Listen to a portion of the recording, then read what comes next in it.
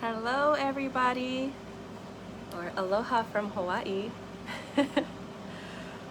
My name is Dr. Amber Jade Ellington. It is a pleasure to be here with all of you tonight. It's 7 p.m. on the East Coast and it's 1 p.m. here in Hawaii, so big time difference.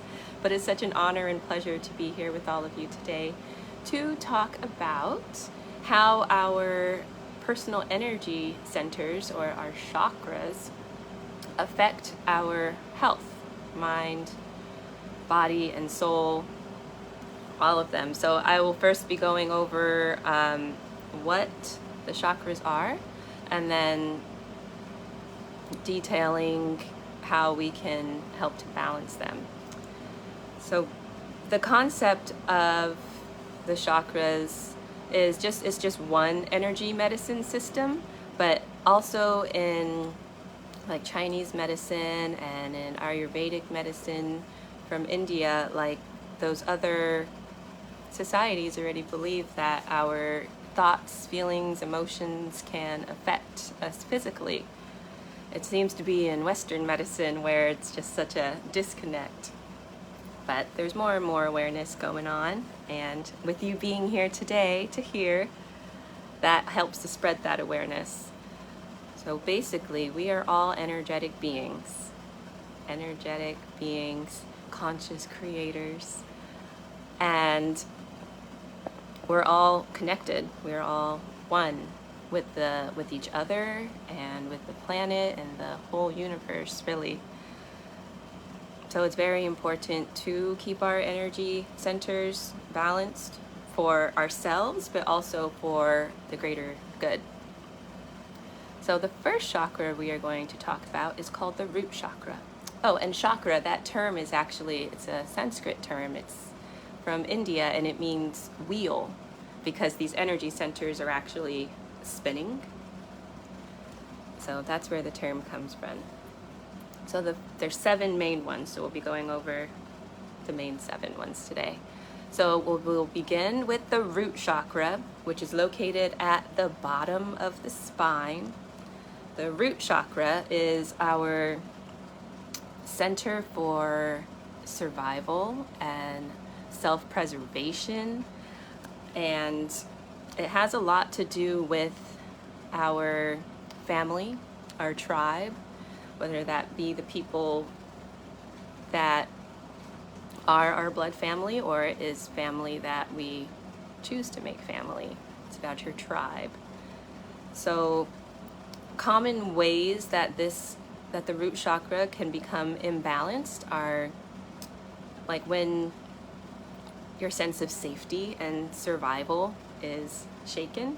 So kind of with this pandemic, like everyone's sense of like security was kind of shaken, and like we didn't know what was going to be happening, and like everything it wasn't a solid foundation any longer. So I actually started to see a lot more root chakra imbalances coming into my practice, because it was kind of a society like the whole world's root chakra was just imbalanced now. So common ways that an imbalanced root chakra will show up in the body is, the most typical one that I see is actually low back pain and sciatica, that like stinging, burning feeling down the legs when the nerve is pinched. Any kind of pain in the legs and feet, those are all root chakra imbalances. Cancer is actually, cancer is many different ones, but a root chakra imbalance is one of them. And that's how it can show up physically. And then emotions that are associated with the root chakra, when it's in balance, you should feel happy and motivated and safe, secure.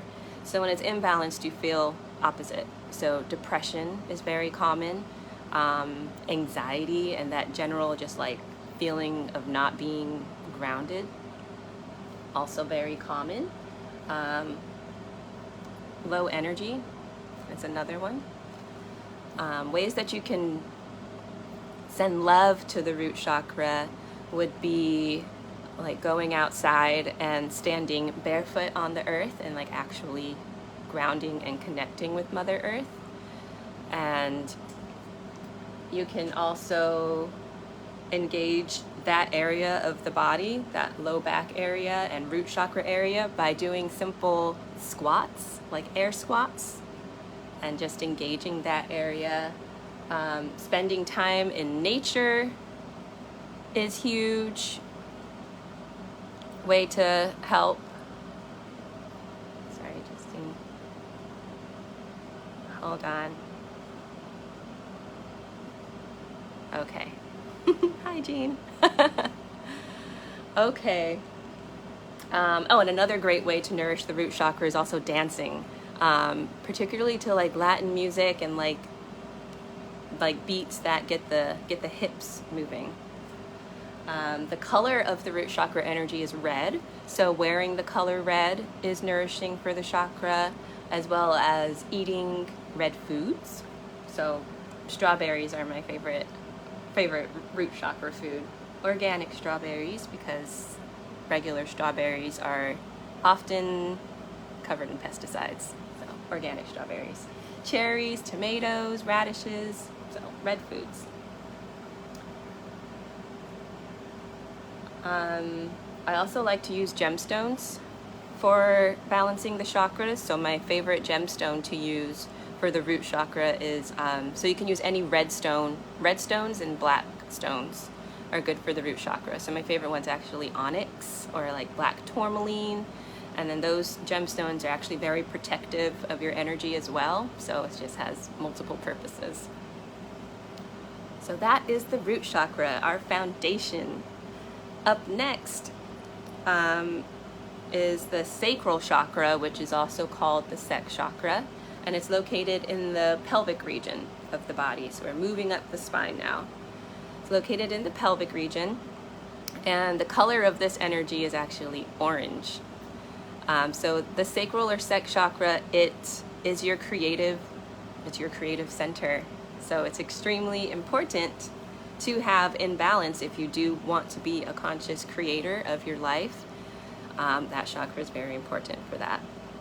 And of course, it's our reproductive center as well, to bring life into the world, but it's our creative energy for like everything. Super important one, and it's another one that I see imbalanced a lot. Common ways that this chakra does get imbalanced is actually like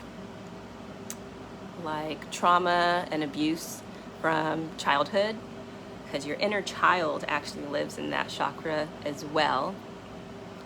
So that's a common way that I see it getting imbalanced. And when it's also like our relationship center with other people. So like just having any kind of toxic relationships around can cause harm to that chakra. Physically, things that you will see going on are like anything with the reproductive organs. So like for females, having like painful periods, PMS, like ovarian cysts, fibroids, all that kind of stuff that can happen. And then for men, it can be things like prostate problems, erectile dysfunction. Both sides, there's like a low libido or like a super high libido. So all those kind of symptoms are signs of an imbalanced sacral chakra, as well as hip pain is actually pretty common as well, because it's right there by the hips. So the best way to nourish this chakra is actually to really tap into your inner child and find what brings you joy and having fun. And laughter is actually like the best medicine in general, but especially for this chakra. So laughter, taking time to tap into your creative side, even if that's like cooking yourself a meal or creating a new project or goal, anything, just creating, even if it's a work of art, anything. Create.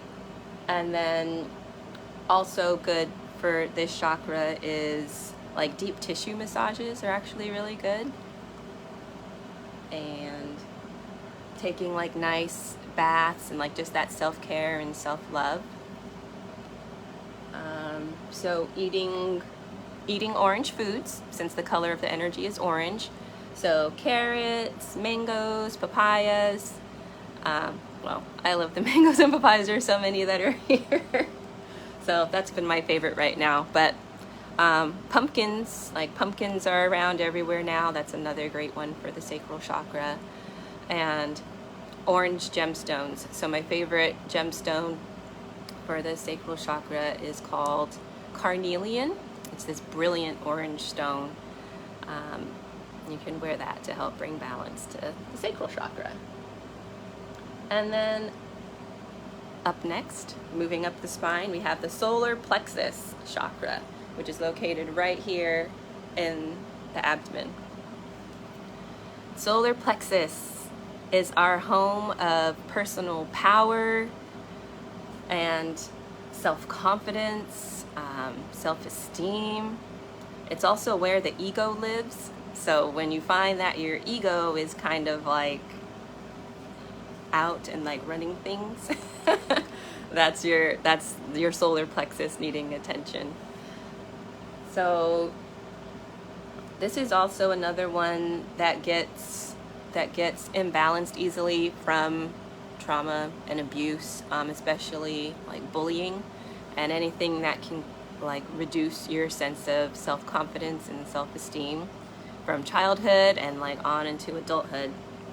So in a way, it's like there's just like constant assaults coming to our chakras, and we have to be like on guard to make sure that we can block it. And also, if it does become imbalanced, we know how to bring it back into balance.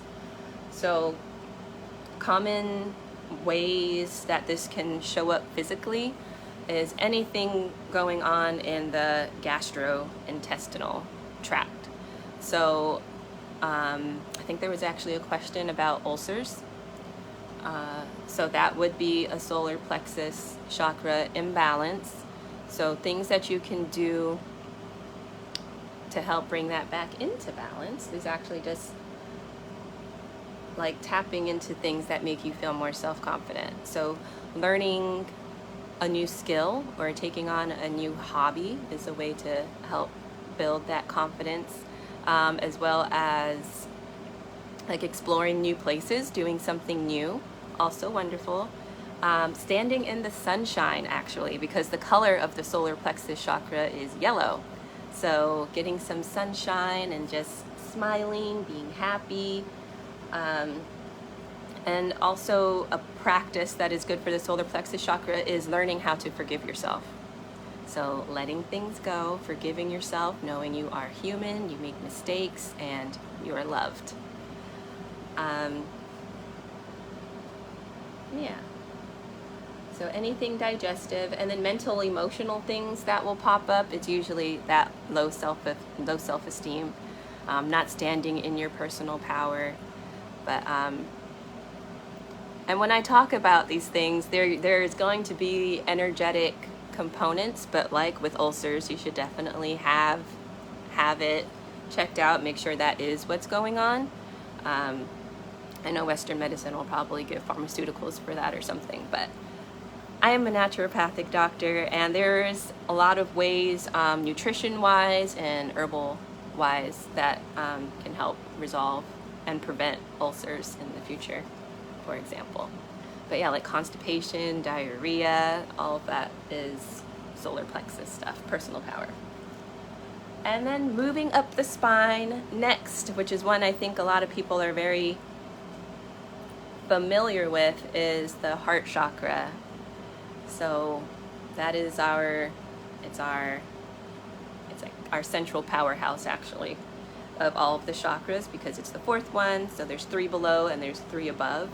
So it's very important to have the heart chakra in balance, and it helps us to embrace and like balance our emotions. It helps us to give more love and receive more love. It's our center of kindness and compassion, all of that good stuff. The heart chakra is very important. So of course this energy controls the heart, but it also controls the lungs. So anything going on physically with the heart and lungs are indicating a possible heart chakra imbalance. And this is another one that I see imbalanced a lot, because it can happen from heartbreak. Everyone's probably familiar with heartbreak in one way or another. And then also grief and like loss of loved ones, that all affects the heart chakra. So common physical things that I see: high blood pressure. High blood pressure is one of the most common symptoms, and that's one of the most common things out there that people do have, is high blood pressure. Heart disease itself is heart disease and heart attacks itself are one of the biggest killers in the country, in the world even. So it's all heart chakra things, as well as like cancers in this area. So lung cancer, breast cancer, those are also very rampant in society. It's all heart chakra that needs to be addressed. So my favorite way to show love to the heart chakra is actually hugging. So hugging people, definitely. You can hug trees, hug your loved ones, and then also tapping into the attitude of gratitude. So gratitude journaling, you can write down things that you were grateful for, or you can just reflect in your head, like, oh, what am I grateful for, like in this moment right now. Doing random acts of kindness, so just expressing your own kind heart to others. It's all a cycle, so what you put out there is generally what you get back. So kindness, love, and then being around nature. So the color of the heart chakra is green, so being in nature is like magical healing therapy for the heart chakra. I know right now it's autumn. I'm not sure what's going on the mainland right now, and like seasons changing and everything, because it's just always green here, thankfully. But find some green, immerse yourself in it. So good. And then like how with the solar plexus chakra, it's important to forgive yourself and your personal power. With the heart chakra, it's important to forgive others, to help bring healing to your heart. And then of course eating green foods, leafy greens, so spinach, kale, broccoli, zucchini, avocados are probably my favorite. So eating green foods, and then green gemstones. So Jade would be my favorite one. That's my middle name, so I do love Jade, and Jade's also just a very lucky gemstone. That's my favorite green one. And then also pink gemstones. So pink sapphires, rose quartz is actually my favorite one, and there's rhodonite that is also pink. So pink and green gemstones are good for the heart. Okay, moving right along. Up next we have the throat chakra. Throat chakra. So that's our center of communication. It's located right in the throat region. Center of communication. The color there is blue. So that's actually why I'm wearing my blue indigo necklace today, just to help me communicate and express how I feel about these chakras, and help you to also bring them into your life, the knowledge of it all. So it's our center of communication, self-expression. It's where we become comfortable being our authentic self, being who you truly are, and using your power of choice to bring your creations into reality. So the throat chakra is actually very connected to that sacral chakra, that creative center. That's kind of like the lower center of communication, and then as we travel up, it becomes the throat chakra that also needs to be in balance to bring our creations into reality. So one of the most common physical signs of an imbalance that I see, and is pretty common are thyroid issues. So hypothyroidism, hyperthyroid, there's Hashimoto's, which is an autoimmune version of the thyroid being imbalanced. Anything in this area that hurts, like sore throats, ear infections, asthma, like losing your voice, neck pain itself, those are all signs that your throat chakra needs some love. So the color is blue there. So wearing the color blue is beneficial, as well as, so we did sun gazing, or like being in the sunlight for the solar plexus chakra, but you can just like look at the blue sky or the blue ocean, like looking at blue, the color blue, and just embracing that color. It's good. And one of my other favorites is actually singing out loud. So just using your voice and singing. It doesn't like just sing, like it doesn't have to be a professional or anything. Just sing, let it out. And then also just learning how to express yourself and what's on your mind and how to say it in a clear, concise, loving way. Neck massages, so just massaging that area, neck stretches. Speaking kindly and using your words to bring love and light rather than negative things. So speaking kindly is good. And then just as laughter is good for the sacral chakra, laughter is also very good for the throat chakra.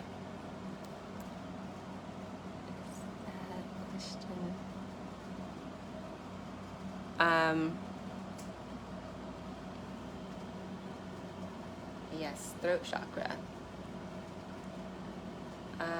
Gemstones, so blue gemstones, aquamarine.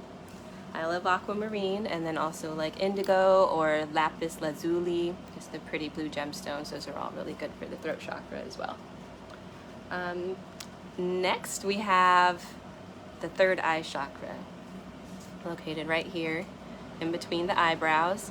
And you may have heard of the third eye before. It's I like to consider it like our sixth sense. It's our sense of intuition and knowing what is best for us and what steps to take in any given moment. It helps us, when it's in balance, it helps us to live more in the present moment rather than worrying about the past or worrying about the future. It helps us to just center and be present right here, right now. And it's also the chakra that helps us to become more self-aware of ourselves so that we know where healing needs to take place within ourselves. So common physical signs that this may be imbalanced are going to be things going on in the head. So headaches, migraines, high blood pressure is actually also associated with that third eye. Trouble sleeping is also a third eye imbalance, like insomnia, mood disorders, so depression, anxiety, all of those are linked there, as well as more mood disorders like bipolar disorder or schizophrenia as well, also involved. And then actually any kind of like hormone imbalances, because it's our brain that controls these hormones. And at the base of any kind of hormone imbalance, you're going to have to come back to that third eye chakra and show it some love. So the ways to show it some love, so bringing more nature in once again. So the way that this chakra likes to be nourished is with so moon gazing, so staring at the moon. Right now it's, the moon's coming back now. It was a new moon recently, so it's pretty dark right now. But staring at the moon, staring at the stars, so stargazing and moon gazing. And also you can engage the third eye chakra by doing things that help to like make your brain a little sharper. So doing puzzles or like crosswords, reading books, watching documentaries. those kind of activities are also really good for the third eye chakra. And also, similar to the moon gazing and stargazing, you can just light candles around. So lighting candles is also good for that. And also really good is just like starting towards a new goal. That also helps to bring that chakra into balance. The color of the energy there is indigo. So like a cross between purple and blue. So eating purplish blue foods are helpful. So eggplants, purple kale. There's not too many, like there wasn't too many blue foods either, but blueberries. But yes, getting those foods in are good for that chakra. My favorite gemstones, favorite gemstone for that one is amethyst, which, Dean, I know you're here and your birthday's in February, so amethyst is actually your birthstone. And amethyst is great for the third eye chakra. Amethyst is just a very healing stone in general. It's one of my favorites. And then also lapis lazuli, so like how I'm wearing this one, it's good for throat chakra and third eye chakra. And other ones would be less common. There's blue lace agate. That's also another bluish purplish stone that I like for the third eye. And wow, just like that, we are at the seventh chakra already, which is our crown chakra, located at the top of the head.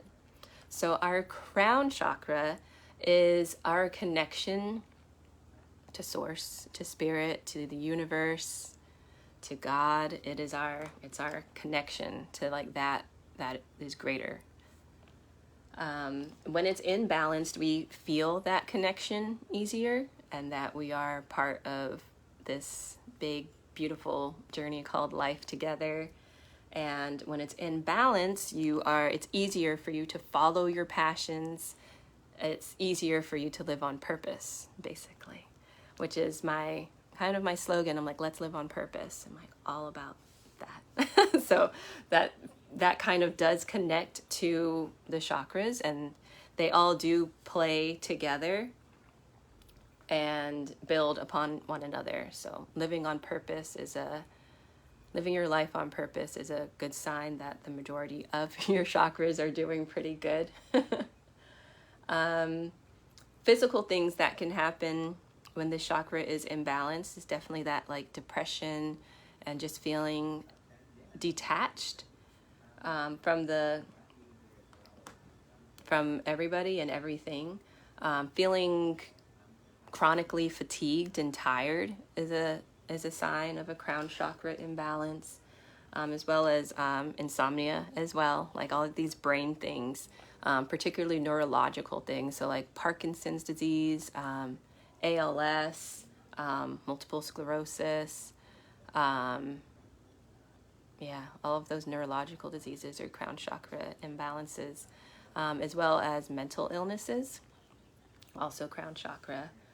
And actually skin things are also crown chakra. Like our skin is actually it's our biggest organ. So a lot of things can be going on, but it's crown chakra at the root. So there's quite a few ways to tap into the crown chakra. I believe that the best way is actually to learn how to meditate and to practice meditation, even if it's just a little bit a day, even if it's just 2 minutes a day, like just sitting in silence and taking time to connect to your breath and just be present, it's very good for the crown chakra. So I'm also a yoga teacher, so I'm also very much into the meditation and yoga and like calm, finding that calm within the storm. So spending time in silence, chanting Om is very good to help. Om is like, it's said that it is like it's the sound of the universe. So chanting that helps you to connect to the energy of the universe. Saying a prayer, and this chakra system, I do want to say, like it spans all religions. Like it's all, like anybody can participate in chakra healing, and it doesn't have to do with religion, or it can, but and then other things for the crown chakra, so like eating healthy is like huge. Eating healthy for your body, cleaning your surroundings and having tidy surroundings is also good and helpful. There's no actual foods that are specific for the crown chakra. It's pretty much just avoiding junk food. Like avoid the bad, eat the good. My favorite gemstone for this chakra is, so the color of the energy is kind of like it's like a purplish white. So I like clear quartz. Amethyst is also still really good for this, and diamonds actually is really good for the crown chakra as well. So that's the 7 chakras already, just like that. Let me know if there's any questions. I know it can be a lot, but I love working with the chakras. It's something that I've actually been doing for 10 years now. And on my own personal healing journey, like the first thing that I found most helpful was bringing my chakras into balance. And I grew up and am very familiar with Western medicine, and I was like, what are the chakras? What is this like whole healing system? And I just love it because it's so comprehensive, and it works like time and time again. Like it's worked for me, and it works for my patients, and it works for anybody that I'm just like, yeah, I love the chakra system. And I wish that it was more mainstream, but baby steps.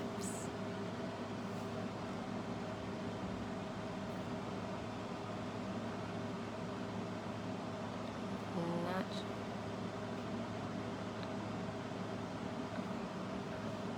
any questions? If not, I'm probably going to wrap this one up. And thank you for being here and for listening and choosing to embrace good and self-love and light. Aloha from Hawaii. I will see you again soon.